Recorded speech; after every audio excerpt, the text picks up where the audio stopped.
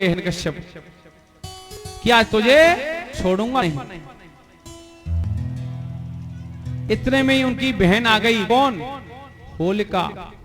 अभी गई है ना होली।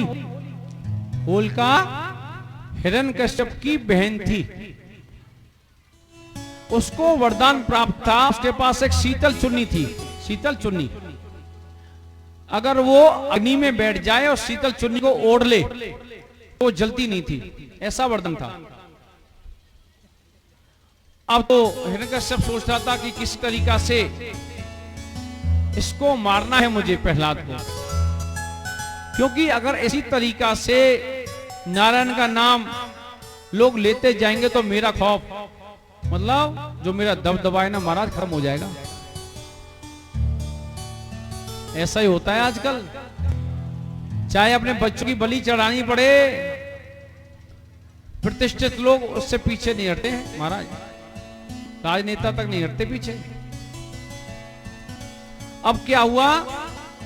उनकी बहन होलिका बोली, आप चिंता ना कर भैया, मैं इसको खत्म कर दूंगी। आप अग्नि का इंतजाम करो, आग का इंतजाम करो, उसमें आग जला देना, मैं इसको गोद में लेकर बैठ जाऊंगी, मैं शीतल चुन्नी को ओढ़ लूंगी, मैं बच जाऊंगी और प्रहलाद जलकर गोविंदाय नमो नमः, प्रहलाद जल जाएगा। ऐसा सोचा। लेकिन प्रभु की इच्छा, प्रभु के भक्त का कोई बुरा नहीं कर सकता महाराज। अब तो आग का इंतजाम किया गया और होलिका बैठ गई मेरे भक्त प्रहलाद को गोदी में लेकर। प्रभु की माया से 49 पवन चले महाराज। एक पवन नहीं, 49 तरीका के पवन। इतनी तेज आंधी, कितनी तेज। जो शीतल चुन्नी थी ना, होलिका से उड़कर मेरे भक्त प्रहलाद के ऊपर आ गई और आग जल रही थी तेजी से, तो कोई होलिका को बचा भी नहीं पाया। अब प्रहलाद तो भाई बचे, और उसमें क्या हुआ? होलिका का गोविंदाय नमो नमः। भैया दूसरे का जो बुरा करेगा ना, उसका खुद बुरा हो जाएगा। ये हकीकत बात है। ये बात उस समय में भी थी सतयुग में, और ये बात आज भी है। दूसरे का बुरा करोगे, बुरा हो जाएगा 100%। ये शास्त्र कहते हैं, शास्त्र।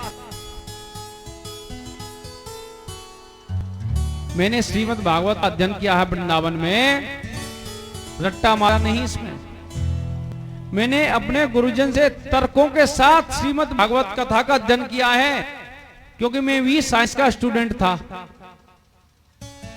सीधा उठ के भागवत सीख के यहां नहीं बैठा। साइंस का स्टूडेंट हूं, मैं भी तर्क वितर्क करता था कि महाराज ऐसे कैसे हो सकता है, ऐसे कैसे हो सकता है। तो मेरे गुरुदेव ने कृपा की, तर्क वितर्कों के साथ श्रीमद् भागवत कथा का अध्ययन कराया। तो 49 पवन चले और होलिका जलकर भस्म हो गई। मेरे भक्त प्रहलाद बच गए।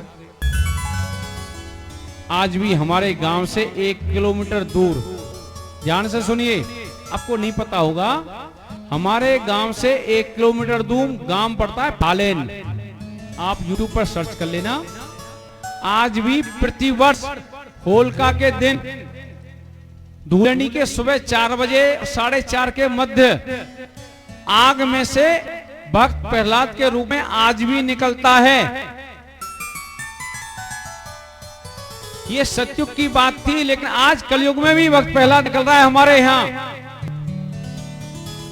किसी को देखना है YouTube पे देख लेना, अगर प्रत्यक्ष में देखना है तो हमसे कांटेक्ट कर लेना, हम दिखा देंगे। राधे राधे। 1.25 महीना तपस्या करता है, भजन पर बैठता है, फलाहार करता है, अन्न नहीं खाता, घर छोड़ देता है। और जिस दिन कल सुबह 4 बजे निकलना है, तो आज के दिन तो कुछ भी ग्रहण नहीं करता। और आग 5 गांवों की होली लगती है हमारे यहाँ, इकट्ठी होली। हमारे यहाँ चौराहे पर होली नहीं जलती, 5 गांवों की होली जलती है। नगाड़ों के साथ हम उसकी पूजा करते हैं। हे अग्निदेव, हमारा भक्त प्रहलाद आपके बीच में आएगा, आप शीतल चुन्नी की तरह उसकी रक्षा करना। हम प्रार्थना करते हैं, वहां पर जाकर पूजन करते हैं। दोपहर को 1 बजे तक पूजन चलता है। शाम को दर्शन करते हैं, परिक्रमा लगाते हैं, गाड़ों के साथ पूरा मेला लगता है। और सुबह 4 बजे मेरे भक्त प्रहलाद के रूप में पंडा आज भी उसमें से निकल जाते हैं। बोल भक्तवत्सल भगवान की जय। ये आज भी हकीकत है। अब तो उनके जो सहपाठी थे, मित्र थे, उनके भक्त प्रहलाद के,